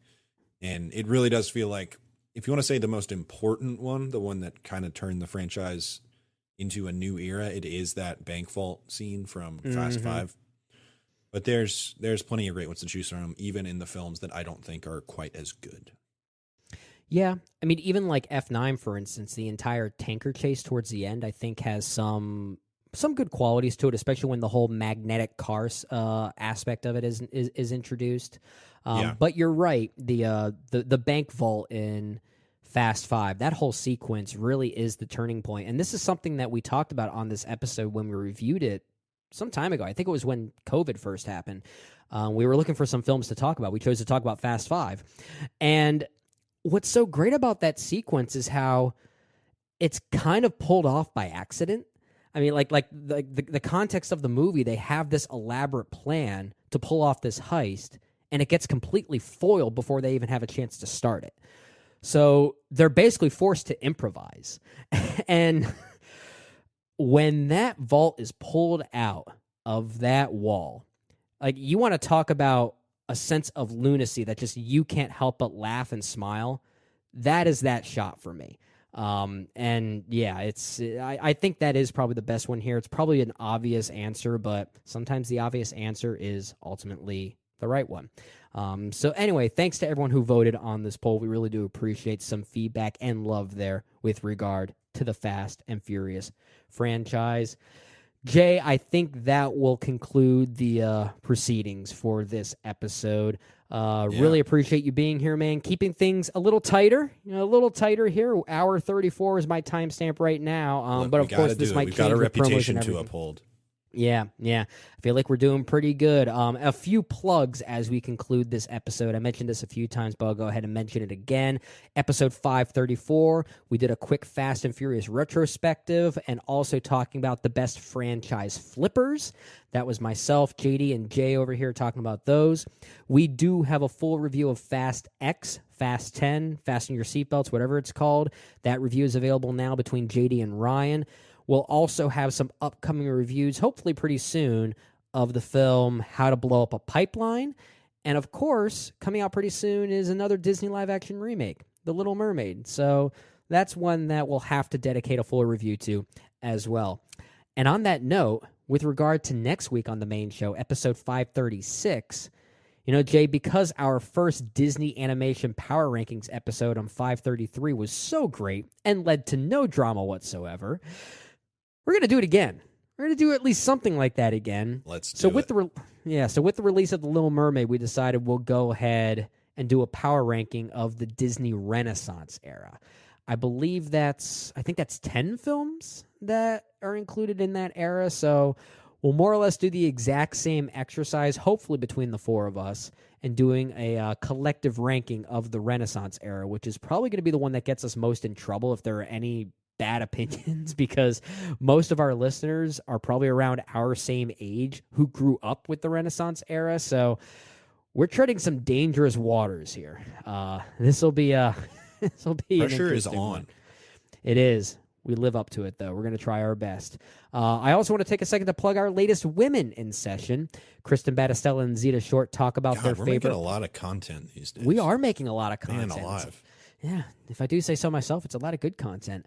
For this episode of Women in Session, the two women here talk about their favorite Palme d'Or winners. Of course, that's appropriate given the Cannes Film Festival that's going on.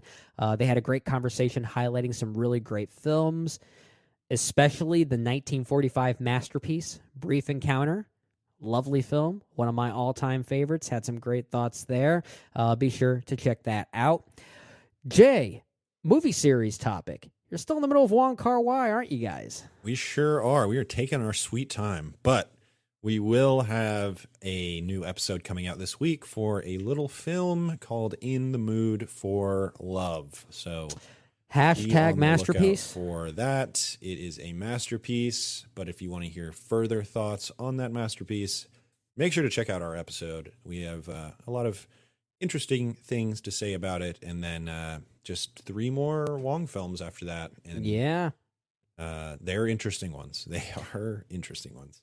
Yeah, In the Mood for Love is also a film that JD and I talked about on the main show on the old format. So if you want as much Wong Kar-wai content as you must have, you'll have my thoughts and JD's thoughts, and then now you'll have Jay and Ryan's fresh thoughts on this film.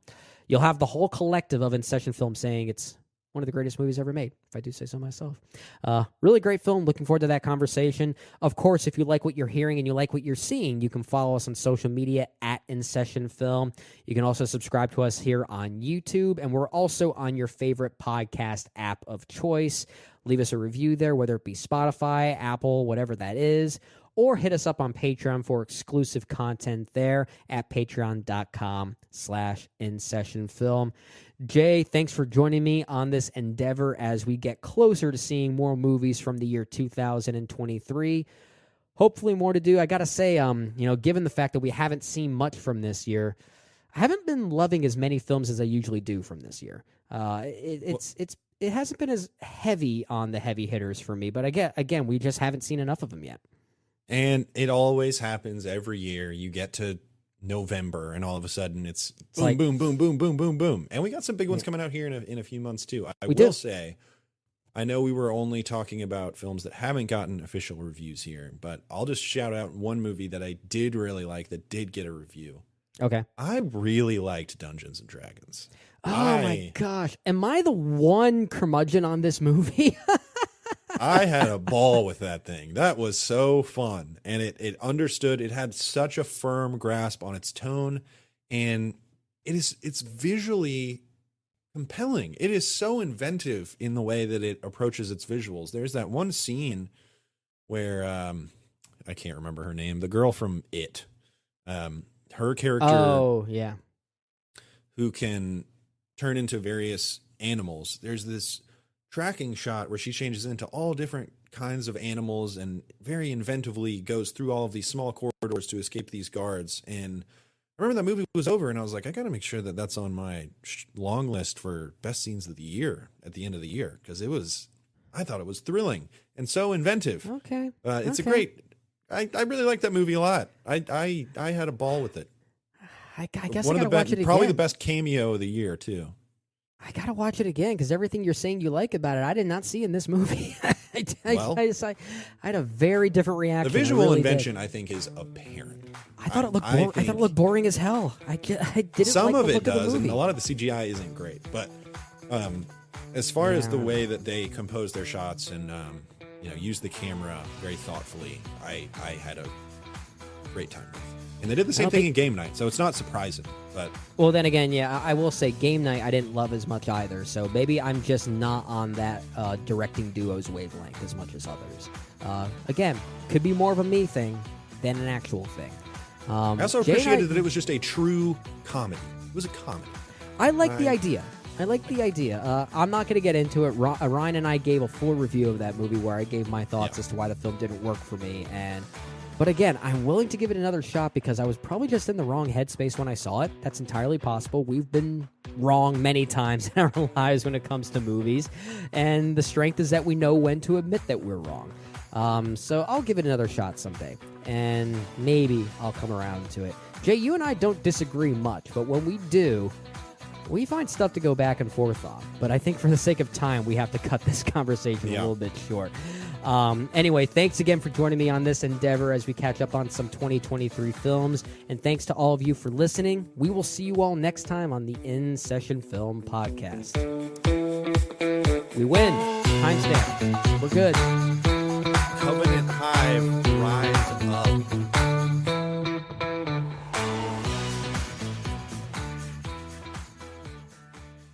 Run the Army's race in person at the Pentagon. Army 10 Miler general registration is now open. Go to Army10miler.com to register today. General registration presented by General Dynamics. Register today at Army10miler.com.